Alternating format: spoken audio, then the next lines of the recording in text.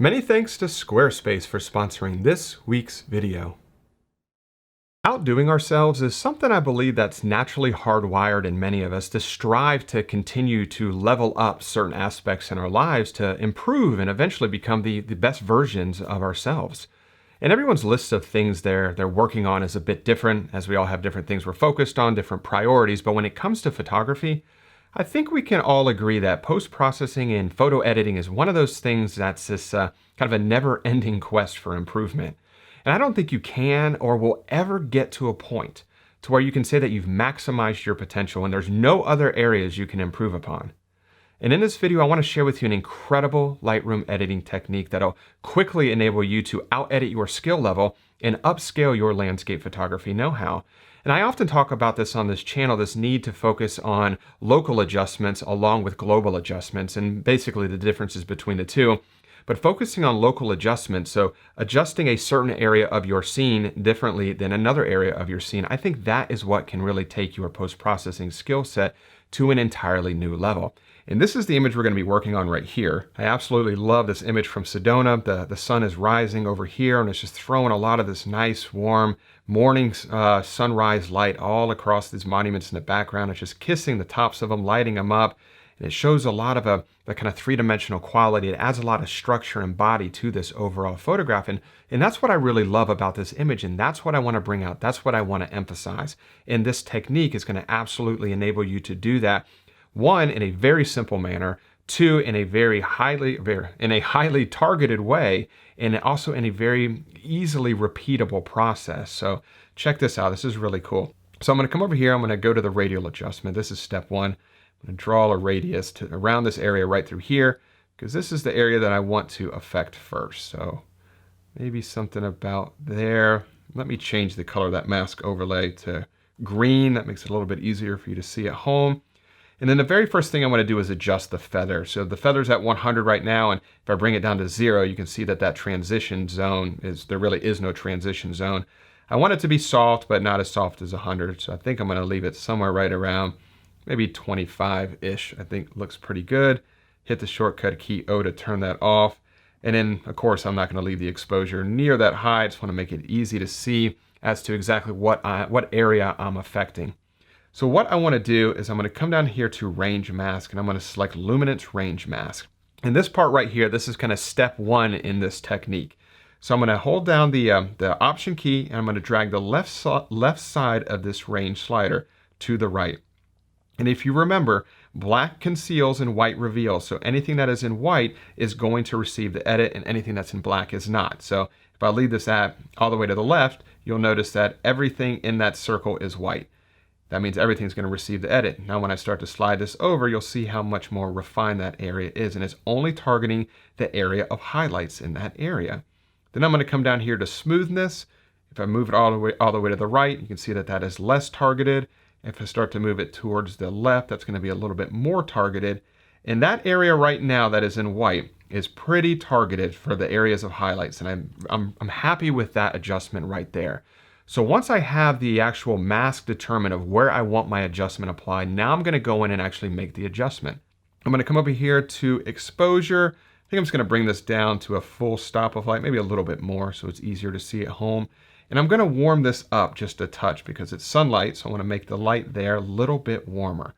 Now I'm going to come over here, and this part right here is where I think a lot of the coolest features of this technique start to come into play. So I'm going to right click, and I'm going to duplicate this. I'm going to drag it over here, so now you can see that I actually have two radial adjustments. I'm going to make this one a little bit bigger because this one's going to be for the shadows. So I actually I'm going to be burning these shadows. I want to make them a little bit darker. And whenever I do any kind of dodging and burning, if there's an area of highlights that I brighten up a little bit, I also like to try and find areas of shadow that is in a close proximity to the areas that I just dodged or brightened. And this kind of darkened down those shadows a little bit. It adds a lot of interesting, contrasting light, adds a lot of three-dimensional quality and shape to that area. So I'm going to come over here and I'm going to reset my actual luminance, my luminance range mask. I'm going to leave the feather where it's at, but this time I'm going to hold down the option key, but I'm going to drag the right side of this range slider as opposed to the left side. And this is what's going to enable me to actually only target the shadow area. So somewhere, I think about right there looks good. As far as the smoothness is concerned, I think if I go all the way to the left, it's going to be more targeted. To the right, less targeted. It just kind of affects that transition zone. I think about right there looks good. And once again, now I have that area determined exactly of how, well, the shadow areas are the areas that I want to be burning. So I'm going to reset my exposure, and I'm going to bring this area down just a touch, not a whole lot. I just want to decrease the exposure a little bit in those darker areas. And I think I'm going to also cool the temperature down of those shadows as well. A lot of times, highlights are warmer, shadows are a little bit cooler. So I want to cool the color temperature of the shadows just a touch. So this area is complete right here. So this right here is probably the coolest part of this technique. I discovered it recently. I'm not really sure what took me so long to figure this out, but I absolutely love this. This has been a big game changer for the way that I dodge and burn inside of Lightroom.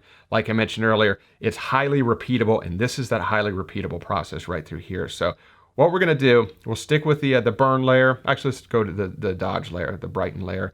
I'm gonna right click it and I'm gonna duplicate it. I'm gonna drag it over to here. Now this is what's so cool. Let me just determine where I want it. I think maybe right through there looks good.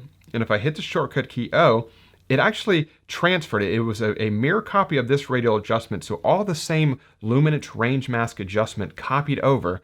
And watch what happens when I drag this around.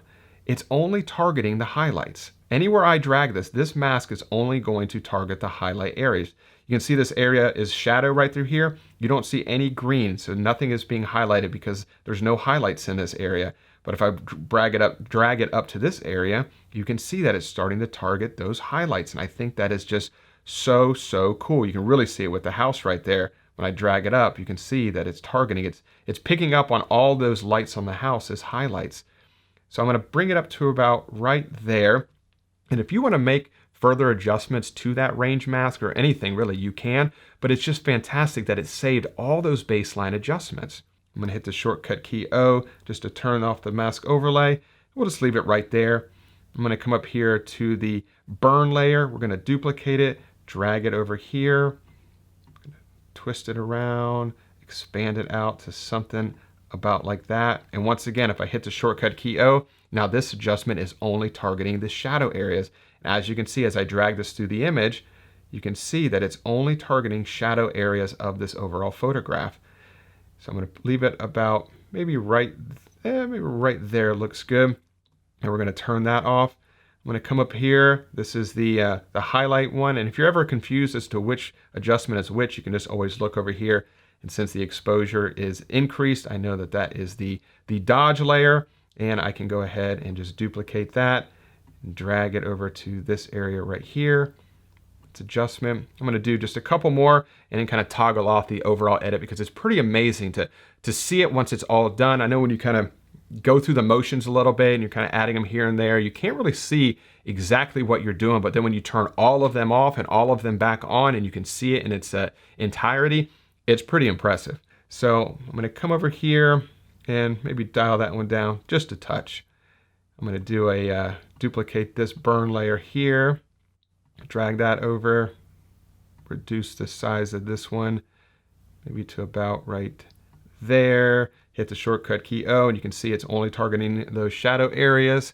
And I'm just going to leave those adjustments where they are at. I'm going to close everything down, and I'm going to toggle this on and off. So this is where we started, and this is where we're at now. This is before and after, before and after. And you can really see how a lot of that three-dimensional quality in the monuments in this photograph really start to kind of pop off the screen because we brighten those areas of highlights, we darken those areas of shadows. And if I zoom in here, you can really see, let's center this up. This is before and after, before and after. And you can spend a ton of time doing this. It's absolutely a blast to do. You could brighten this area right through here, dodge this area. You could burn this area. You can play with the color temperatures of the highlights versus the shadows. I probably overdid this one just a little bit just because I wanted it to be easy to see at home. But it's an absolutely super, super simple process to go through. It's very, very targeted, and it's a highly repeatable process to go through. You don't have to make every single radial adjustment from scratch. You can copy them, you can paste them and drag them in certain areas, and it keeps all of those same luminance range masks for each one. And then if you want to refine them further, you have that ability. But this is just an amazing way to do dodging and burning inside of Lightroom. And once again, this is before and after, before and after, and that really makes a world of difference. So if you are not comfortable doing any kind of dodging and burning, I think this is a great way to get, I guess, kind of dip your toe in the water, so to speak, to really start to see the advantages of it. And I guarantee you, once you practice on a couple images, it will completely transform your post-processing skill set, and it'll also completely transform your landscape photos as well. And it really will take them to the next level. That this dodging and burning method, I think, is probably the best way inside of Lightroom to really kind of level up your overall post-processing. So I highly encourage you to test this out on some of your photographs and see what you think, see what you like. Now, before I do wrap up this video, I do want to say a huge thanks to the longtime sponsor of this channel now, which is Squarespace, who I use for all of my website and e-commerce needs. Squarespace provides a dynamic and attractive online platform to create your website. You can display your photography using Squarespace's professional portfolio designs and customize the layout and look and feel of your gallery just so you can make it your own. With Squarespace's traffic overview feature, you can track trends in page visits and views to better optimize your content, and you can even grow and engage with your customers with Squarespace's email campaign tools, which will enable you to create engaging emails that match your website with your products or blog post and logo, just so your messaging remains consistent. So if you're looking to start a new website or possibly upgrade your current website, check out squarespace.com/Mark Denney for a free trial and 10% off your first purchase. So I really hope you enjoyed this week's video. I hope you'll test it out on some of your photographs and let me know in the comments section whenever you do. Let me know what you think about the process. And if you have any questions, definitely leave those in the comments section below as well. And I guarantee I will get back in touch with you. And as always, I really do appreciate you watching this week's video. And if you did enjoy it, if you could, give it a thumbs up and subscribe to the channel if you're not subscribed already. And as always, I really do appreciate you watching this week's video. And I will see you all next Wednesday. Bye.